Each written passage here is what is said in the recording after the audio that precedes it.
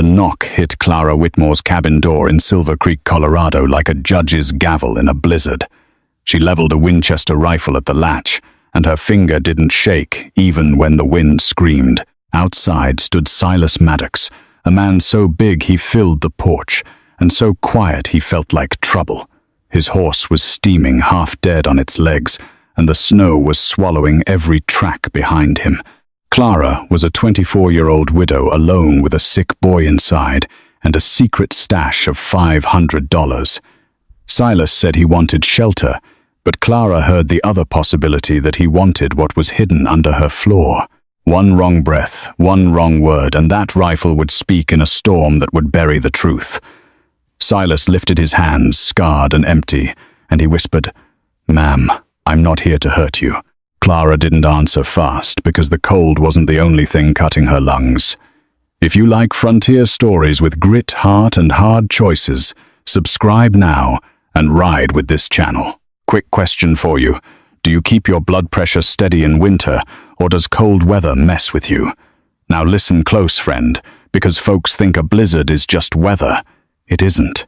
A real Colorado whiteout is a thief. It steals fences, roads, and men's good sense. That night, Clara had a kerosene lamp, a dull fire in the stove, and a cough behind the kitchen wall. The boy's name was Jake Hartley, 12 years old, and he coughed like every breath cost money. He wasn't hers by blood, but the West didn't always ask permission before it handed you a child. 3 months earlier, Thomas Whitmore went into frozen ground, and Clara didn't cry the way people expected. Some husbands leave behind grief, and some leave behind silence, and she'd had her fill of both.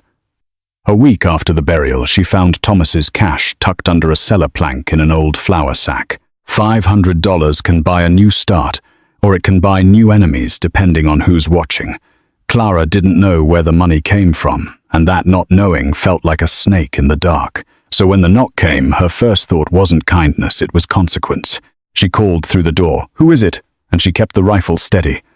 Silas answered calm as a man talking to a priest. "Name's Silas Maddox. I just need shelter." Clara told him there was a hotel 5 miles east, and she meant it like a warning. Silas didn't argue. He simply said 5 miles was 50 in this weather, and his horse wouldn't make it. That's when Jake coughed again, wet and deep, and Clara felt her anger turn into fear. A woman alone can hate strangers, but she can't hate her own conscience, not forever. She cracked the door, the wind punched in like a fist, and the lantern flame leaned sideways. Then she saw him shoulders wide as a barn door, eyes gray and watchful under a snow-crusted hat.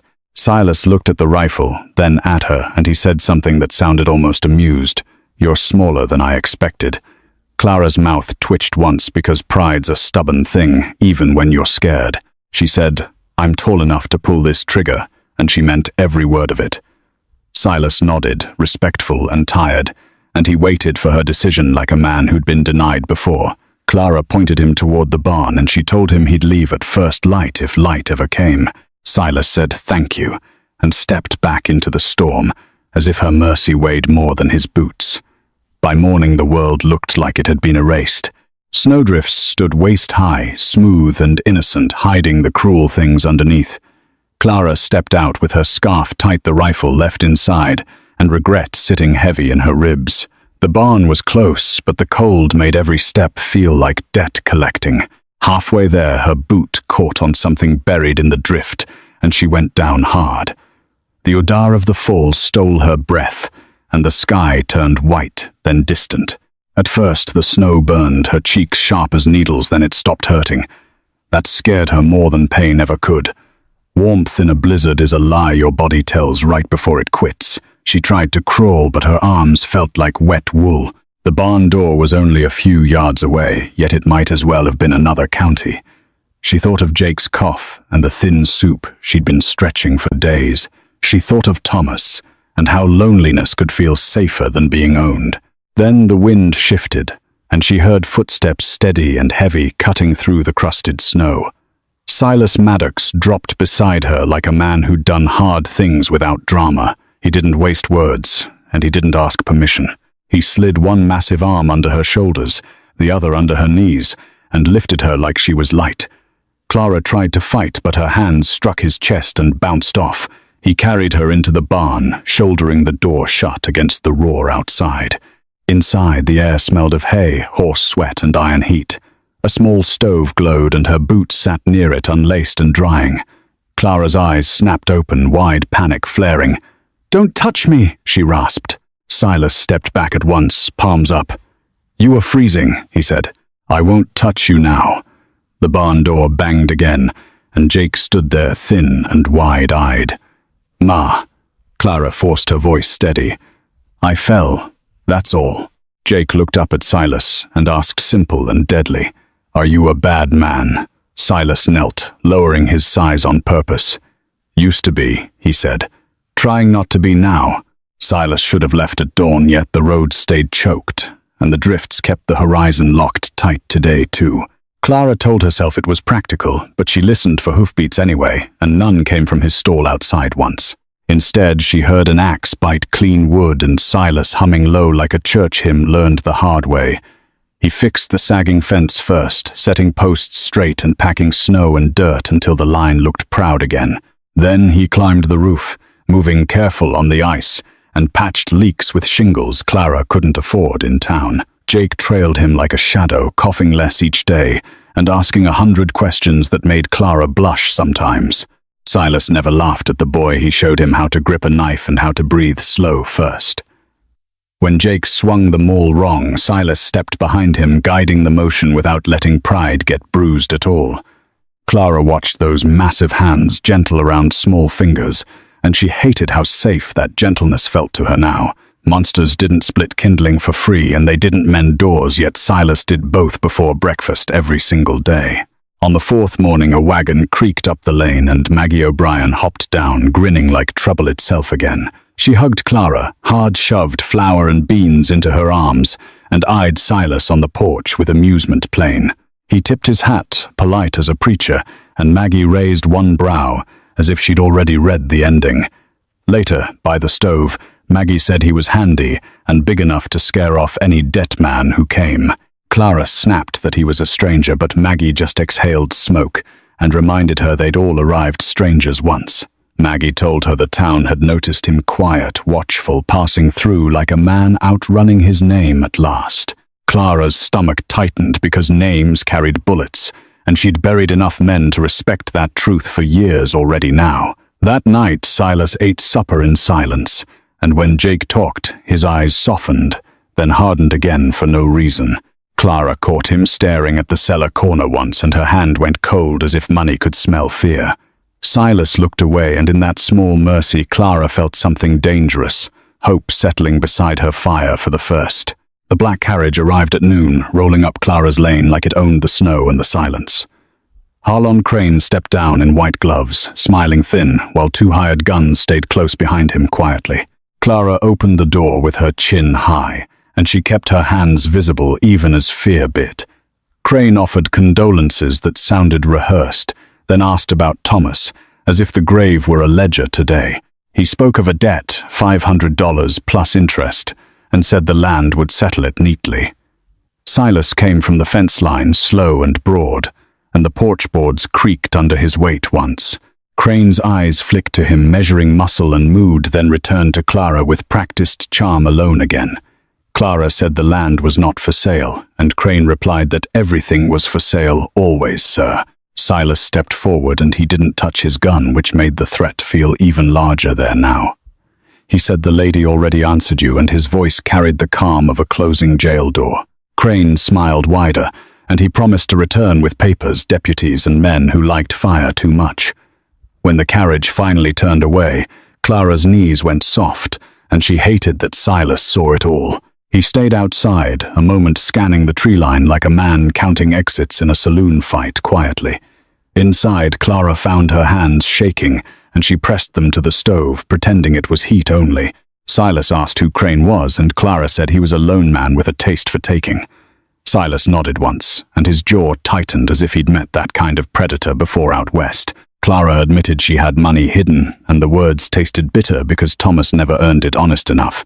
Silas didn't ask where it came from, and that restraint made Clara trust him against her habit today.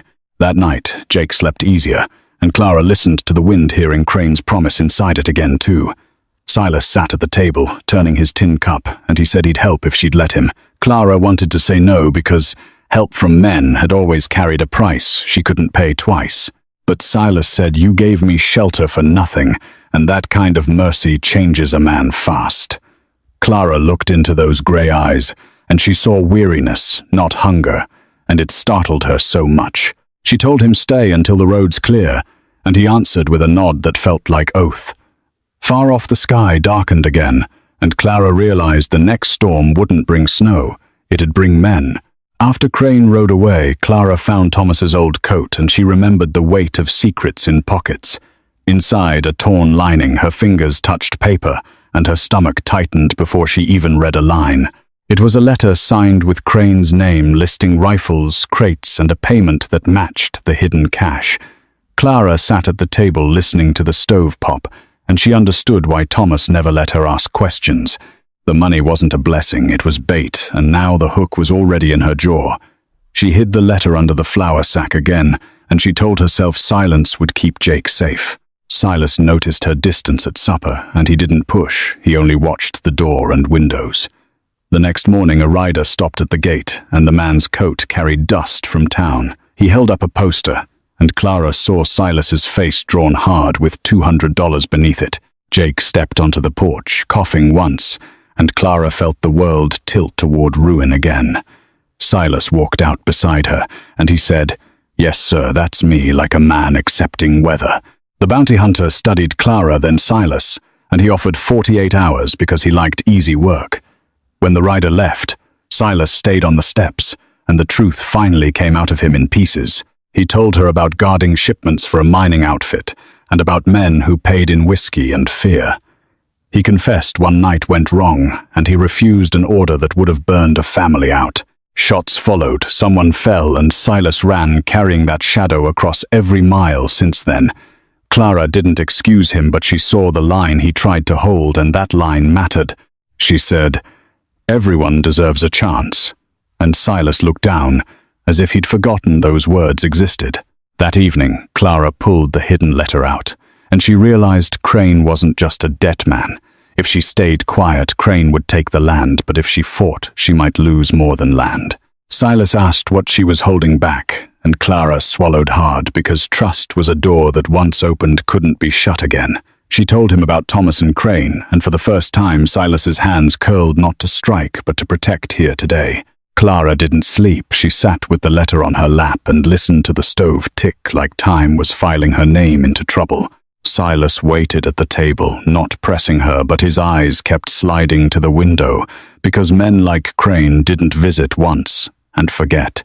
At dawn, Clara made a decision that tasted like iron. She'd walk into town, speak to Sheriff Burke, and stop this before Jake paid. Silas said he'd go, but she shook her head because the bounty poster made him the excuse Crane needed to bring more guns. She rode alone, shoulders tight, and the street in Silver Creek looked normal, yet every shop door felt like it might spit out violence. Sheriff Burke listened, jaw set, and when Clara showed him the letter, his calm cracked for a second, then hardened into duty. Burke said Crane had friends in Denver and friends in the rail camps, but paper still mattered, and this was the kind that burned men. Clara left the office with a plan, but fear whispered faster than law, and by the time she reached the livery, Crane's carriage was waiting. Crane greeted her like a gentleman offered tea she didn't touch, and talked about forgiveness as if theft and kindness were neighbors. He demanded the letter, and when Clara refused, the two armed men stepped close, and the room suddenly felt smaller than a cell. Clara tried to bolt, but a hand caught her sleeve, not cruelly, just certain, and she understood Crane wanted her quiet, not dead. Out at the cabin, Jake found Clara's note, and Silas read it once, then moved like a storm with a purpose, fast and silent. Silas rode hard to town, and Burke gathered 2 deputies, because a badge was only useful if it showed up before the shouting. They hit Crane's back door, as evening fell boards splintering under a shoulder, and the air filled with commands, boots, and smoke. Clara used the moment, grabbed the letter from Crane's desk, and ran hard, hammering straight into Silas's reach on the stair. Silas shielded her with his body, and Burke put iron on Crane's wrists while the hired men dropped their guns to avoid worse. Outside, the street held its breath, then released it, and the bounty hunter tore up the poster because the county couldn't deny the proof. When they rode home under a bruised sunset, Clara realized safety wasn't the absence of fear, it was choosing who stood beside you. Silas didn't claim hero pride, he just fixed the latch, fed the animals and sat with Jake, showing him that strength can be quiet when the night comes back. The morning after Crane was hauled away, the land felt too still, like a rifle held on half-cock. Silas stood at the fence he'd rebuilt, watching the horizon because peace in the west was never free. Clara came out with 2 cups of coffee and handed him one without speaking. Their fingers brushed and neither pulled back. Jake ran past, chasing a chicken, laughing so hard he tripped, and Silas's throat tightened at the sound.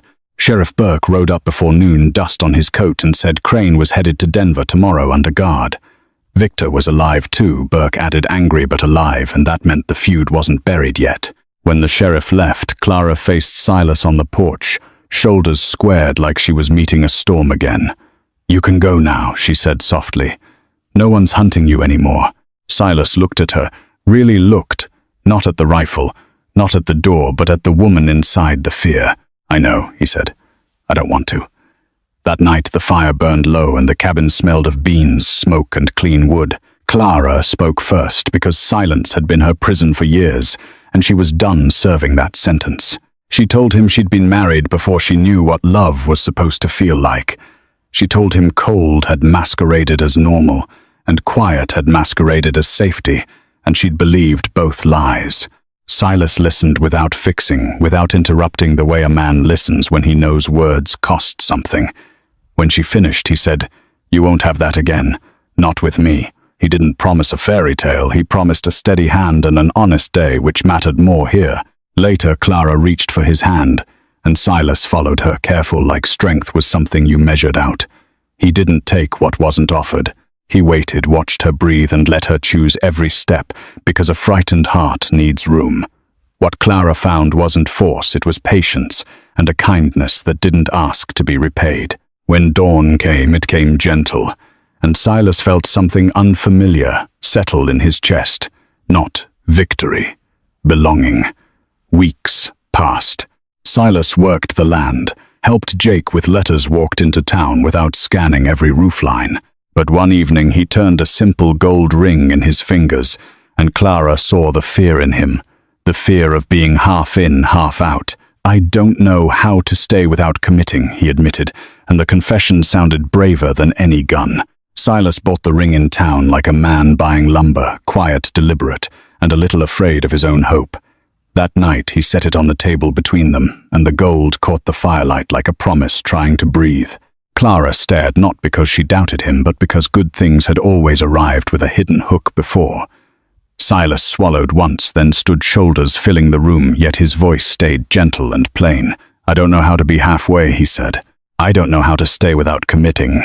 Then he dropped to one knee, and Jake, who'd been pretending to sleep, popped up like a prairie dog. Silas didn't smile at first. He spoke like confession. "I've been a monster," he said. "I've been a hired fist. But with you, with Jake, I found something I didn't know I was allowed to want." Clara's hands trembled, and she hated how much she needed this to be real. Silas lifted his scarred hands. "I can't promise perfection, but I can promise these hands will build, not destroy. They'll protect, and they'll love you every day I draw breath." He looked up. "Clara Whitmore, will you marry me?" Her breath broke, then she nodded hard. "Yes," she whispered. "Yes." Jake shouted, "Does this mean he's my pa now?" And Silas laughed, a real laugh that warmed the walls. The wedding was small, the church was full, and even Sheriff Burke stood stiff but proud in the front row. Maggie cried loud enough to shame the choir, and the town for once chose kindness over gossip. Years later, the cabin was bigger, the fence straighter, and children's laughter lived where fear used to sit. Clara wrapped her arms around Silas from behind, and he watched the horizon without dread. "Storm's coming," she said. Silas smiled. "Let it come," because this time they were ready. This story includes some fictional elements added to deepen the listening experience and offer lessons worth carrying home.